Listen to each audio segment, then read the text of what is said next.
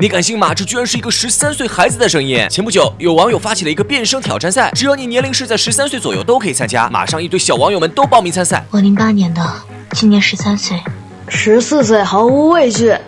我今年大一点，我今年15岁。刚开始虽然画风有些诡异，但也能接受。但这名选手的出现震惊了在场的所有人。人家12岁，09年的，重要的是人家还是一个男的，哈哈哈。